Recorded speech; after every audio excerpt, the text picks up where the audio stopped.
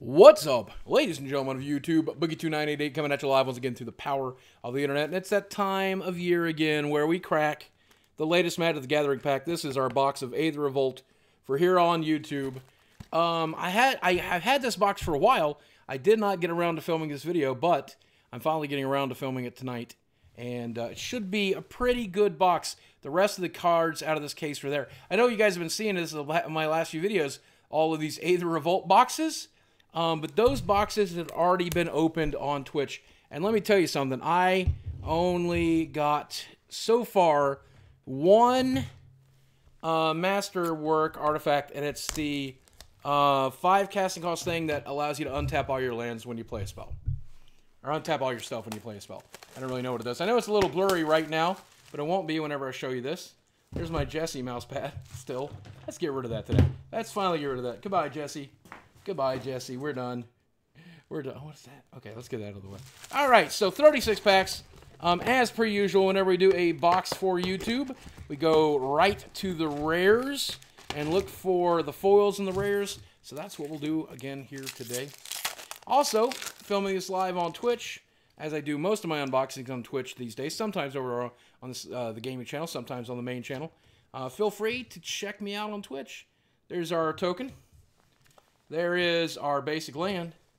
Here is our first rare Rishkar Pima Renegade.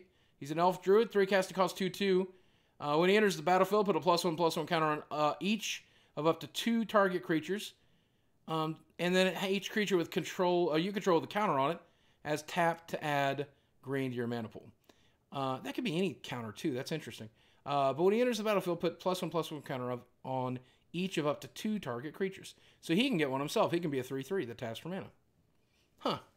Neat. Neat. Our uncommons, we're looking for Fatal Pushes. Fatal Push still retaining its price. Last I checked, Treasure Keeper. Nothing too interesting there. Nothing too crazy. All right, pack number 2. Here we go. There's a Thopter. There's a basic land. Here is Inspiring Statuary. This is pretty good in a lot of cubes. Just taps as non-artifact spells you have, you cast to have improvise. So you can at least tap this for colorless. That's pretty useful sometimes. It's 3 casting cost, colorless mana stone, or mana of any color. Well, colorless mana stone, I guess. So not too bad. Fatal Push, Fatal Push, Fatal Push, no Fatal Push. That's okay. 2 packs in. Now I will tell you, I don't think we are going to see another masterpiece, but it sure would be nice if we did. There's SRAM's Expertise. 4 casting cost sorcery, get 3 servos, and then you may play something that costs 3 for free. These Expertise cards, I thought that they were going to have more of an impact than they do. They really don't do a lot. That's a shame, because I thought they were pretty powerful when I first looked at them. I might be wrong, though. I might be wrong. It's kind of like a bad Cascade, I guess. But I don't think they're going to impact too many formats. Oh, nice! First Mythic of the box. Out of an entire case, I only saw 1. So here's my second Ajani Unyielding. For +2, reveal the top 3 cards of your library. Put all non-land permanent cards. Reveal this way into your hand and the rest on the bottom of your library in any order. Exile target. Put all non-land permanents. Exile target creature. Its controller gains life equal to its power. So he's Source of Plowshares. Wow. 6 mana, though. Put 5 loyalty counters, or put 5 +1/+1 counters on each creature you control, and 5 loyalty counters on each other planeswalker you control. Pretty crazy. Pretty crazy. Fatal Push. Nope. Thopter Arrest, one of my favorite cards in a long time. Really like the idea of that one. Every time I play Thopter Arrest, I can't help but sing, bad boys, what you gonna do? What you gonna do when they come for your energy token? Mountain. Here is, oh, nice. The Druid of the Cowl, 2 casting cost 1/3. Elf Druid, taps for green, not too bad. A rare Aether Tide Well. What? That looks just like me. Look at that. When here's the battlefield, you get a bunch of energy and pay a bunch of energy to return it to its owner's hand. So you can actually net energy by doing that. You pay 4 to put it back. You get 6 when it comes into play. Looks just like me, man. I ought to sue. Here's a Perilous Predicament. Nope. And nope. Fatal Pushes. Now here's the thing. When I was collecting Magic cards way back in the day, you guys may not remember this, but a lot of your sets had varieties of uncommon. You would have U1, UC, or U1, U3, stuff like that. Here's Green Wheel Liberator, 2 cast cost 2/1. Enters the battlefield, put 2 +1/+1 counters on it. If a permanent you controlled left the battlefield. Revolt's a cool mechanic. But back then, we had U1, U3, stuff like that. And then, obviously, in a lot of booster sets, like Antiquities, there's no such thing as technically a rare. It's just very uncommon. Only once on the uncommon sheet, where a lot of the other uncommons were there several other times. So, stuff like Barrel's Expertise, there we go. Return up to 3 target artifacts and creatures to their owner's hand. That card's very powerful. This one I would expect to see some sort of play. And play something for 4. I often wonder, when it comes to stuff like Fatal Push, which is a uncommon chaser, do they make that a little rare? When they know they have a really good uncommon that'll be a chase uncommon, will they do that? I don't know if they do that or not. There's Oath of Ajani to go along with our Ajani. Very nice. And Fatal Push, there we go. Our first Fatal Push. Worth more than a lot of the rares out of this set, surprisingly. Well, not that surprising, honestly. Fairly common. Here we go. Boop. Mountain. Oh, there's a foil. Pacification Array.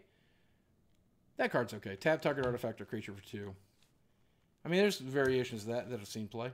Oh, there's Battle at the Bridge. There's a nice pull right there. That's a card I'll definitely get some use out of. Love me some Battle at the Bridge. Sure, that's got to be seen play somewhere. I don't really keep up with Standard anymore. I don't really keep up with Modern. I don't really keep up with anything other than just my cube. That's all I really care about is my cube, and I like to hang out and draft my cube. There's Swerve of Invention.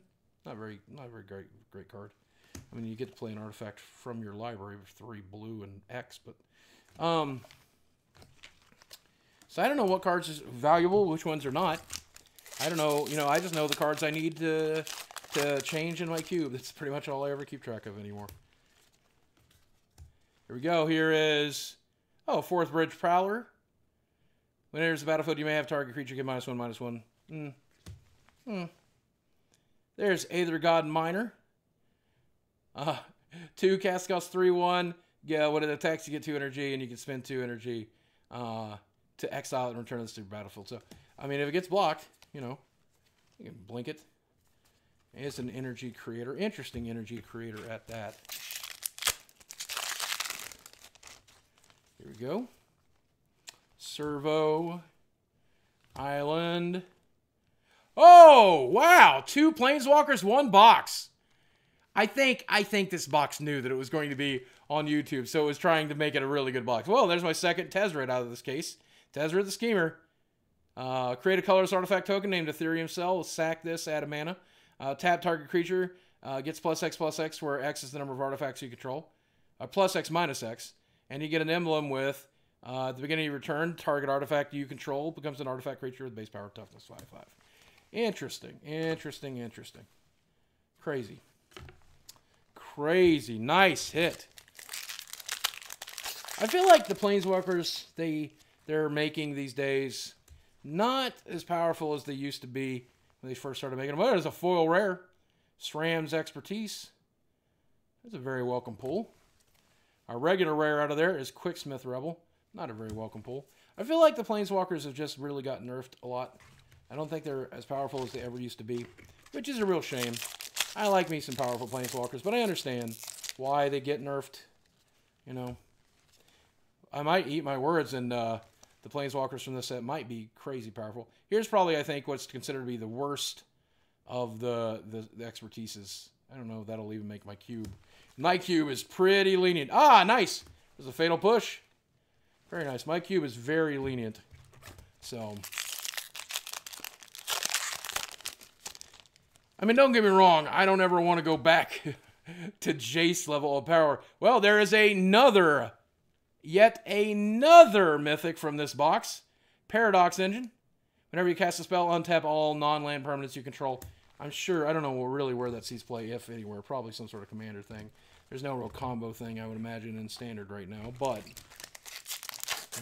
whenever you cast a spell, untap everything. I mean, that combos with the Whale we were talking about earlier, though, right? The Whale can do work at that point. Solemn Recruit. I like this guy. 3 casting cost, 2/2 double strike is always welcome. At the beginning of your end step, if a permanent you controlled left the battlefield, this gets a +1/+1 counter on Solemn Recruit. I mean, that's just 3/3 double strike, 2/2 double strike, 3/3 double strike, 4/4 double strike. Completely insane. That's my kind of card. Double strike has always been fascinating to me. I remember back when one of the toughest questions on the judges test was related to first strike. Hey, there's Green Belt Rampager. 1 green for a 3/4, but when it enters the battlefield, pay 2 energy, and if you can't, return this to its owner's hand, you gate an energy. So turn 1, gain an energy. Turn 2, gain an energy when it comes to the play, and then pay for this.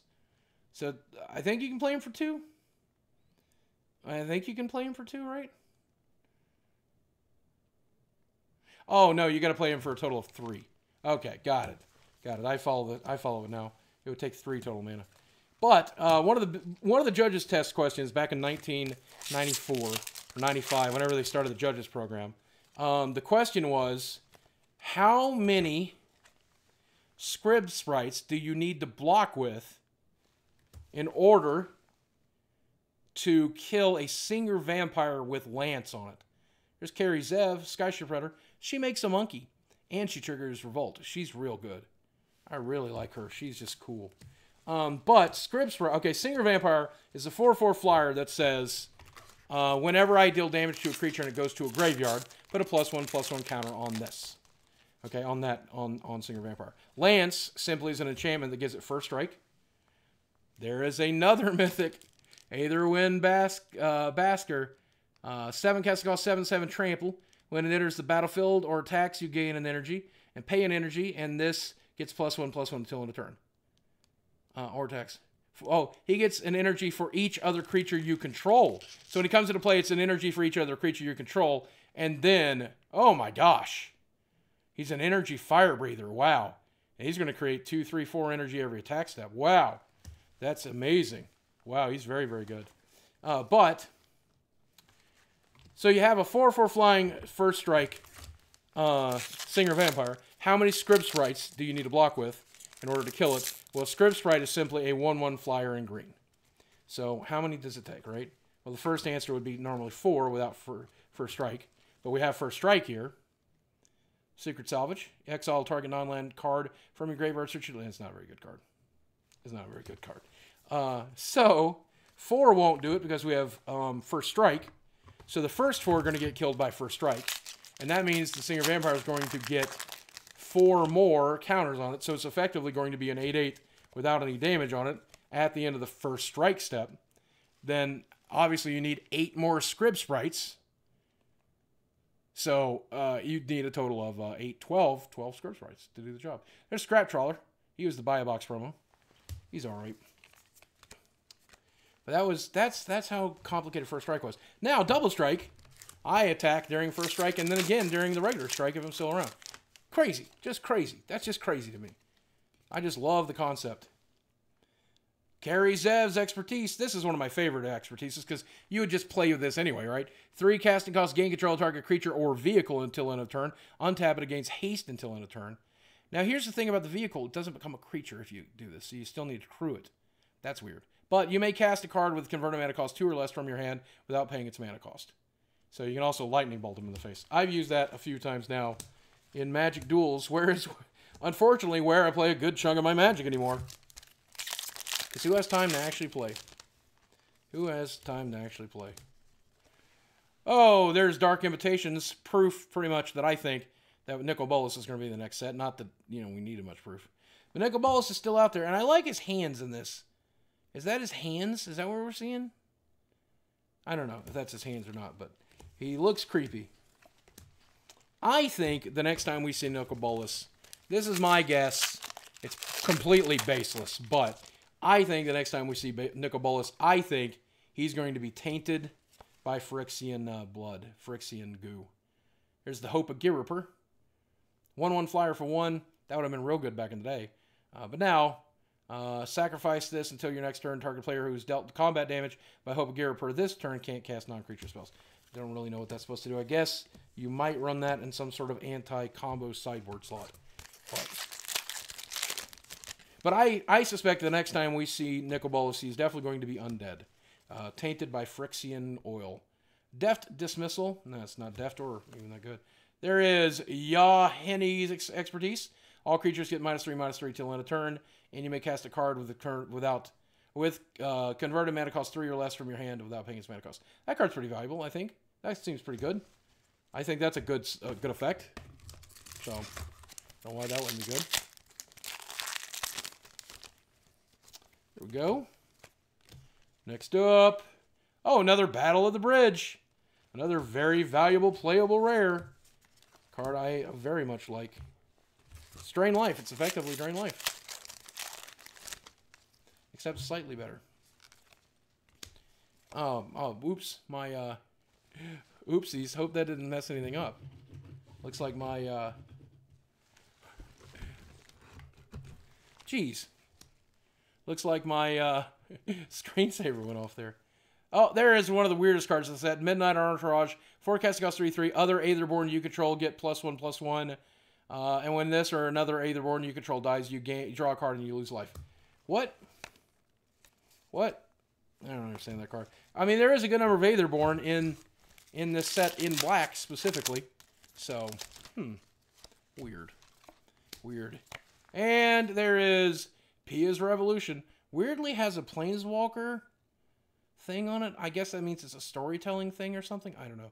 But whenever a non-token artifact is put in your graveyard from the battlefield, return that card to your hand unless target opponent has Pia's Revolution. Deal 3 damage to him or her. So, seems okay. Seems okay. Don't know that I think I would play with that. No masterpieces out of this box yet, and not expecting one, but one can still hope. But 2 Planeswalkers and 2 other Mythics, even if it is not that great. Indomitable Creativity. I mean, basically, you can read this as 3 red and 1, but 3 red and X. Destroy target artifacts and or creatures for each permanent destroyed this way. Its controller reveals cards to the top of his or her library till an artifact or creature card is revealed and exiles that card. Those players put the exile cards onto the battlefield and shuffle their libraries. I don't know what that card's supposed to be for exactly. It's just some variation of that weird red thing that they like to do where you blink permanents into play. That's, I don't know. Pretty weird. Pretty weird. But it is also artifact destruction.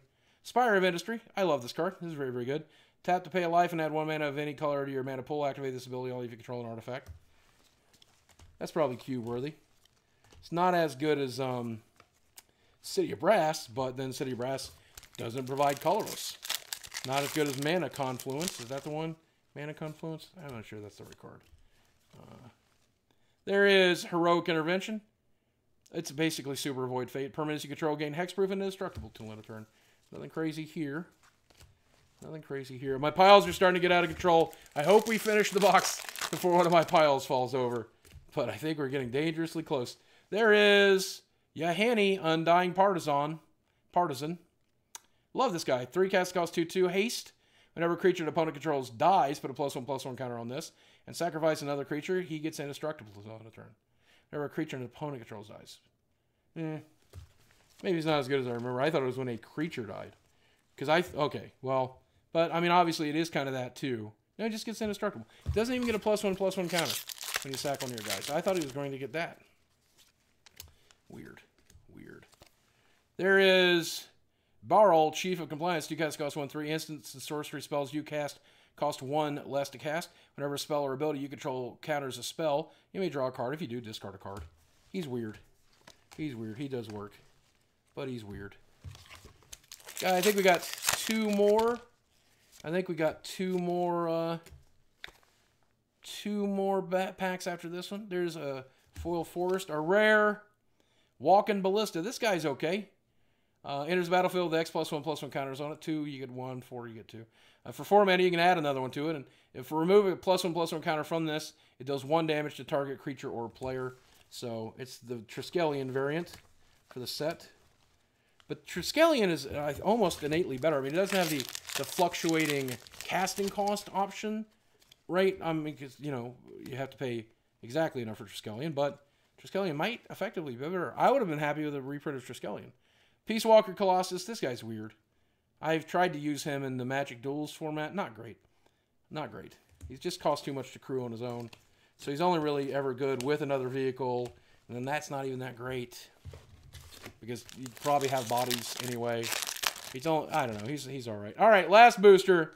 Wish me luck. Let's see something good. Here we go, here we go, here we go. Last booster generally is disappointing. Is that the case today? Metallic Mimic. 2 cast cost 2/1. Enters the battlefield, choose a creature type. Is the chosen type in addition to other types. Each other creature you control of the chosen type enters the battlefield with an additional +1/+1 counter on it. So he's all right. He's kind of a chief. You could use him with Aetherborn too if you want to. And he's strictly better. He's probably better than the other Aetherborn thing. Oh, jeez.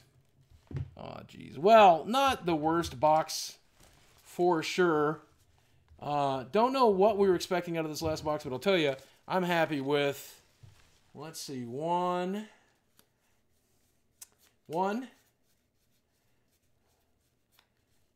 2,